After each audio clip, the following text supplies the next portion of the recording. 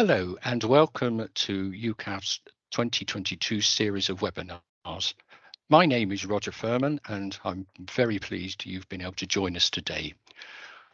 We are really pleased to introduce our guest, James Bowden, who is Braille Technical Officer at RNIB. Welcome, James. Very glad you could join us. Thank you, Roger. Good to be here. Thank you. Before we come to the area of the International Council on English Braille, I wondered if you could recall your introduction to Braille and how significant was this for you at that time? Well, it's a very interesting story. I started my education in a mainstream school and I was introduced to Braille at the age of about 6 or 7. And even though it was called inclusive educations, I was given individual lessons. Now, this is a situation that some people will be familiar with. The teacher who was teaching me Braille, it was new to her as well. And I think we used the Braille primer as it was then. And I'm pleased to say that afterwards she became a qualified teacher of the visually impaired and worked in the next county for a number of years. So obviously I couldn't have put her off too much. So that's a good thing to start with. I then went to special school at the age of 7, already knowing grade 2 Braille, all the contractions, which is a great help. And from that time onwards, I really did all my education in Braille. Now, one thing which I noted is that obviously, as you progress in education, you're introduced to more subjects and more advanced topics in subjects. And so as you progress, you learn more symbols, more signs, etc. So I also learned the Braille music code, maths, obviously, and various foreign languages.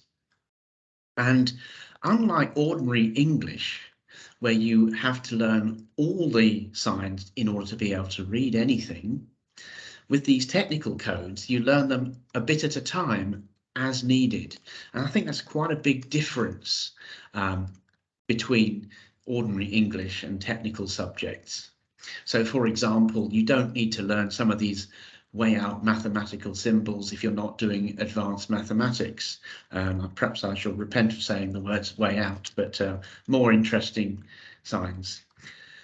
I guess I've always been fascinated by codes, and I remember an occasion when an older student in my secondary school took me into his classroom, which is a great honour to be invited to some senior's classroom, and he dictated to me a list of curious mathematical abbreviations which were in use at that time. They're no longer in use. They went out sometime in the 80s, but there were things like ED sign D for a triangle and ED sign Q for a square, and these were fascinating to me.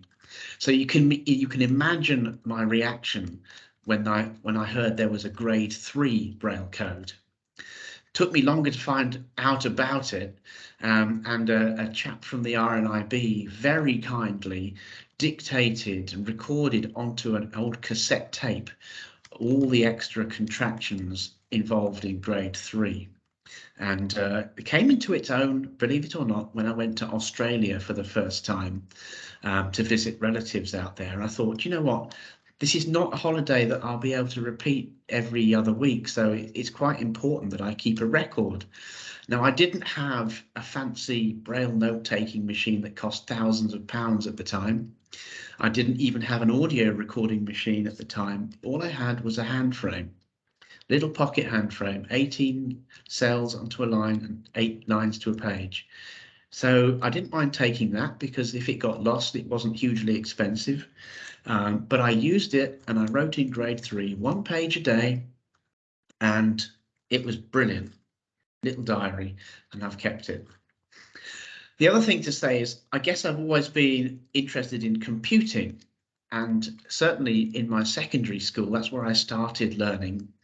And back at the time, there was an official Braille translation program. I've no idea what it was called, but it was only limited access by members of staff who really needed it. And there was one embosser that was possibly available if you really needed it. I decided to try and write a Braille translation program using a word processor. Believe it or not, the word processor had a little language in it, and I effectively used the search and replace to convert print to Braille.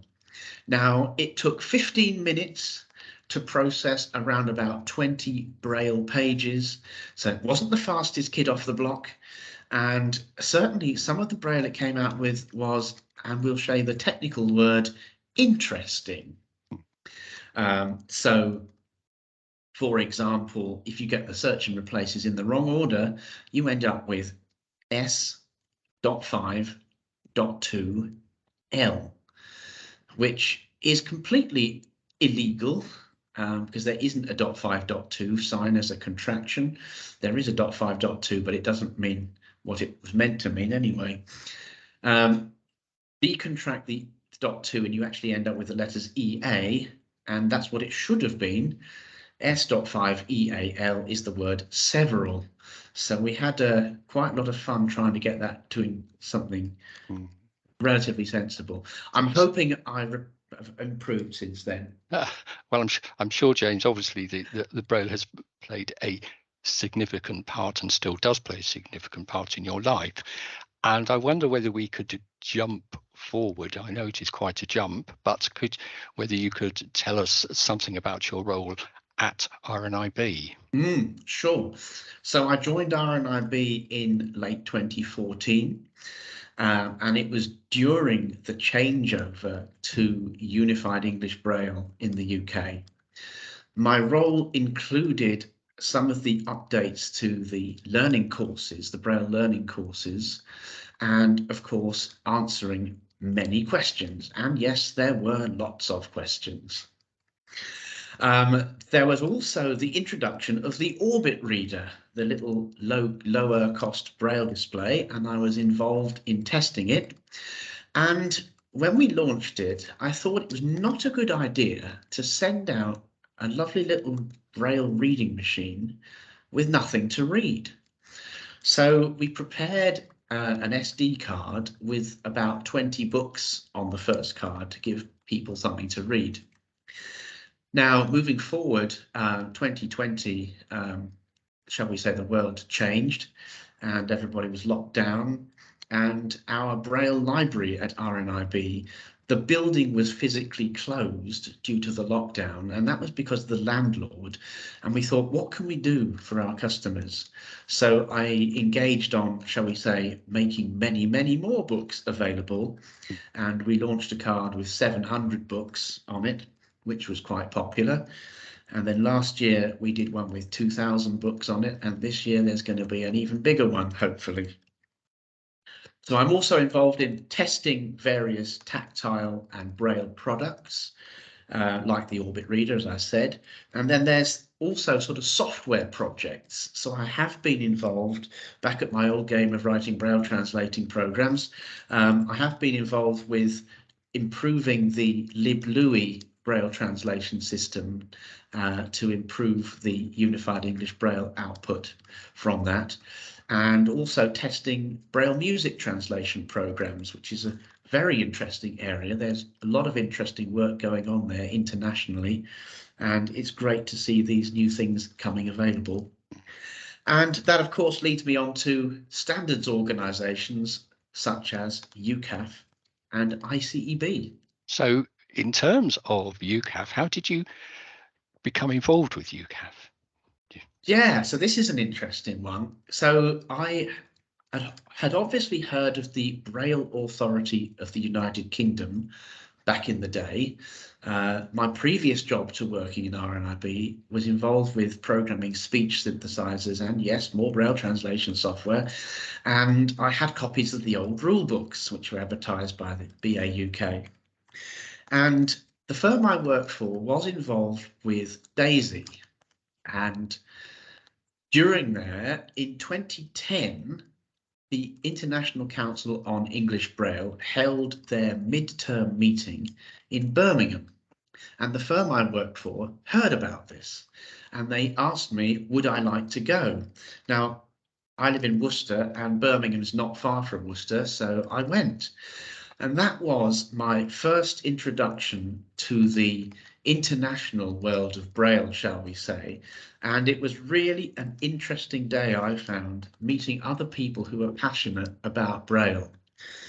Now, it was during the time of the switchover in all sorts of countries, Australia, Canada, New Zealand, Ireland, South Africa, US, and the UK, and Nigeria, all thinking about switching over to using UEB. And very interesting how the different countries were looking at this and how they were handling it. Some had sort of big, formal, complicated 5-year implementation plans. And, you know, in year 1, we're going to do this, and in year 2, we're going to do that, year 3.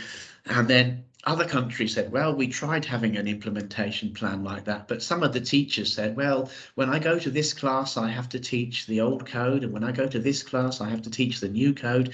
Why don't we just all switch? So they did. And back in that time, there were other countries who were still not sure. But the person who impressed me the most, and I think this is very pertinent to bring this up, whilst we might be arguing about the complexities of, I don't know, a grade 1 indicator and an apostrophe and goodness knows what, the lady who impressed me the most was the person from Nigeria. And I remember her saying, I'm not going to do her accent because it was absolutely amazing and I can't do it.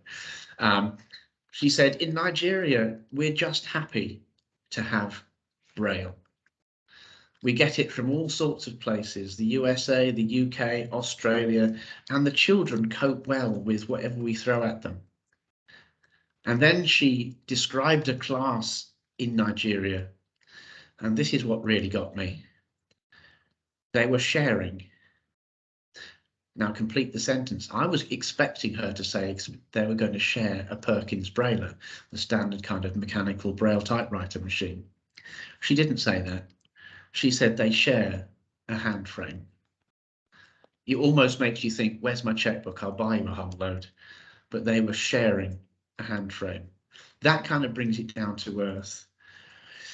Anyway, the end of that day, really interesting day, they invited me to the meal afterwards. So it was great to meet some of the international people. And of course, as they said, there's no such thing as a free lunch. I was asked if I might consider being part of one of the UK Association for Accessible Formats Braille groups. Now, UKAAF had taken over from BAUK the year before, I think in 2009, and that request kind of morphed, and it turned out, would I like to lead one of the UKAAF Braille groups? And as they say, the rest is history. I had a lot to learn. Life is sometimes like that, isn't it? Mm. So moving obviously through UKAAF, you then became more involved with the International Council on English Braille. Can you give a very brief history or overview of ICEB in case there are people who are less familiar with it than? Yes, certainly. So it's an interesting history, and it begins quite a long time ago in the 80s and 90s. And apparently Dr. Abraham Nemeth and Tim Cranmer, of fame of the US Nemeth Code and the Cranmer Tactile Abacus, wrote a memo to the Braille Authority of North America that said we really need to do something about our Braille code because there's so many different ways of writing the same thing. And the one that apparently stuck in the US was there are 4 ways at the time of writing the $sign. Now, 4 ways for the same symbol did seem excessive. And that kind of sparked interest in revising the Braille codes and bringing it more kind of into a unified standard form. And in 1993, after it had gained some international interest, the International Council on English Braille was formed, and there were a whole bunch of committees trying to sort out the Braille code with representatives from all those countries I mentioned earlier, Australia right through to the US. Interestingly, as far back as 1982, I understand there was a conference. I wasn't there. I was actually at school in 1982, discussing the differences between the Braille codes, particularly the US and the UK. And the goal, apparently, was to try and get the British to maybe look at capitals, because for a long time, us Brits just didn't write them, and to get the Americans to try and use a few more contractions, because their Braille code sometimes didn't use some contractions that we might expect. So committees carried on their work quietly in the background, so it seemed. All sorts of committees, from contractions to symbols to all sorts of things, foreign languages, music, you know, there's a whole bunch of stuff went on. And in 2004, in Canada, the new Unified English Braille Code was declared fit for use, and I love this phrase, sufficiently complete. Doesn't mean to say it's perfect, doesn't mean to say it's absolutely finished and everything's done, but it's sufficiently complete to be used. 2005, South Africa, Australia, Nigeria, and New Zealand adopted it. I believe they started actually using it in 2009 in Australia, 2008, 2009, that kind of time. Canada adopted it in 2009, the UK adopted it in 2011, and the USA, where it all started, adopted it in 2012. They had a 4-year implementation plan. I think the UK had a 5-year implementation plan. So I guess you can say 2016 was the time when UEB was fully implemented around the world. Now, every 4 years, ICEB meets in person with representatives from all sorts of countries coming together to talk about all things Braille. So 2004 was Canada, 2008 Melbourne, 2012 South Africa, 2016 was US, and 2020 it should have been London, except of course we were all online. And the main purpose of ICEB is to make and maintain the code. And there are all sorts of other sort of subcommittees as well. There's one on research, one on music, one on technology, and there's one on technical codes and one on the code maintenance. But it's the code maintenance that's the main kind of thing that ICEB do. So going forward, what would you see as the future challenges for ICEB in, you know, developing Braille? Because Braille doesn't stand still, does it? It develops. And what do you think the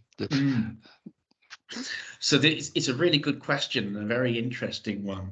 And, you know, we are going to have a focus more on the technical aspects of Braille, and we would like to have kind of research-based decisions rather than I think it should do this or I don't like it that way. It's much better if you have kind of research to do it. So there's ongoing code development. And you're absolutely right, Braille does continue to develop. And incidentally, so does print. And the key question is Braille keeping up with print? Now, many people think that print is actually static. It's very much not static. So, for example, there are new signs, new symbols, and new ways of even using those symbols. I'll give you 2 examples. The hashtag. 20, 30, 40 years ago, there was certainly no such thing as social media. And the hash sign was a symbol on the keyboard that programmers knew. You might type in hash define this or hash include the other, but not many other people use the hashtag. You might have to use it occasionally if you do a special command on your telephone when these more modern telephones with buttons on them came in. But the hashtag was relatively infrequently used. And nowadays it's commonplace. The other example, of course, would be the emoji, those little pretty icons that people who write text messages might well put on to show they're angry or to show they're not angry, or, you know, to try and make you understand the meaning of their text. How do you represent these things in Braille? There currently isn't a way, but there's definitely a discussion to be had in the future about that. As obviously also the development of technology to reproduce these aspects on the, Braille displays, for instance. Well, yes. Now Braille displays, that's another really interesting area. So Braille displays have been around for a number of years now, but with the introduction of the Orbit reader and the Canute, there's a new generation, if I might say, of lower cost Braille displays. Now they're not sort of 50p or anything like that still, but they are cheaper than the traditional ones, which cost £3,000 or £4,000 at the time. And Braille display technology is still developing. And the next thing, I mentioned the Canute, that was the first. Orbit Research are hoping to launch a multi-line Braille display. So I believe is Humanware. And so there's a whole new raft of Braille technology on the horizon. And it's great to see, but it presents its own interesting challenges. Yeah. How can you best use all these wonderful new lines of Braille that you've got? Can we develop a new Braille file format that will give you the things we're used to in screen readers, like jumping to the next heading or clicking a link in a web document? Can we do that on a Braille display? There's all sorts of exciting projects in that area too. How do you see all this activity fitting into the broader world scene of Braille through, just rather than the ICEB countries, but more globally? Absolutely. So ICEB is very much conscious that we are English Braille and we represent countries whose main language is English. But there are very many other countries in the world, and there is a thing called the World Blind Union, which is a global organization. I believe it's attached to the United Nations, which is good. There's the European Blind Union, which is great. And there's also, hopefully, going to get back on its feet soon, the World Braille Council, which it's now got a chair, and it's polling for people who might be interested in joining their work, and ICEB will be represented in the World Braille Council, along with organisations such as ICEB, which is the International Council on the Education of Visually Impaired. So we keep our ears to the ground and look forward to working collaboratively with these other international organisations. Now, we do at ICEB get inquiries from all over the world, and we do pass them on to the organisations who would be best to deal with them. So, for example, if we had an inquiry from Spain, we would pass it on to ONCE. If we have an inquiry from, we had one actually recently from Thailand and Laos. Really interesting. They want help with LibLouis to make a Braille table for their languages. Really interesting inquiry, but ICEB is not the country to deal with that request, but we can point people in the right direction to help. Indeed. And the more that the world scene can be brought together, it's going to benefit people who use Braille in many, many different ways on many different devices, etc. So absolutely. Thank you. I think this is a really exciting time for Braille. I've said it before. We've got new Braille codes, we've got new Braille devices, and the third one is new ways of delivering Braille. Yeah. I'm thinking, for example, of being able to download your Braille book, as well as just ordering it in the post and so on. Yeah. You can just download it. You can stick it on your Braille display. The one that impressed me a few years ago, I was told about a service that could convert into music Braille, and I thought, I'm going to try this, and I did. And 10 minutes later, I was actually sitting at the piano, starting to learn the piece. I was well impressed. Yes. Sue, do we have any questions at all? Perhaps. Hello, you? Yes. Sorry, we have one, Roger. Okay, thank you. This one, is it easier or more difficult for children to receive Braille tuition these days than say 20 or 30 years ago, James? That's a really interesting question, and I have to say I don't actually know a definitive answer.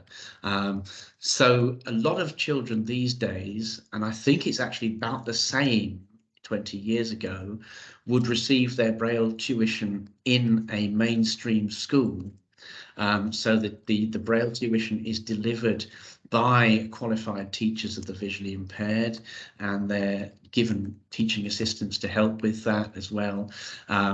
There are teaching resources available, such as some of the Braille courses I mentioned earlier.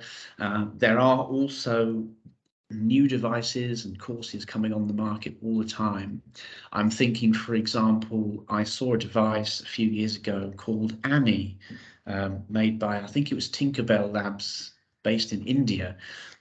And they'd made a really interesting device where it had a couple of giant Braille cells and a couple of ordinary sized Braille cells. It had a Braille keyboard on it, and you could actually play sort of Braille learning kind of games on it. You know, type the letter O, it's dots 1, 3, 5 now, spot the O in this word, and, you know, etc., etc., etc. Really, really interesting, innovative stuff. So it is interesting that you know, people's invention and devising ways of teaching Braille. So it's really important. This obviously this clearly must go on, and we must provide materials for people in all different kinds of settings to be able to do it. Absolutely. James, I'd like to thank you very much for spending your time with us, and I'm sure that people will have found your responses extremely informative and fascinating. I'd also like to thank Sue for helping behind the scenes with this webinar. And just to say that on the 1st of November, we will be joined by Victoria Ward from New College, Worcester. And the theme is going to be teaching and preparing for exams. So I'd like to thank you all for attending. And until next time, goodbye from us all. Goodbye.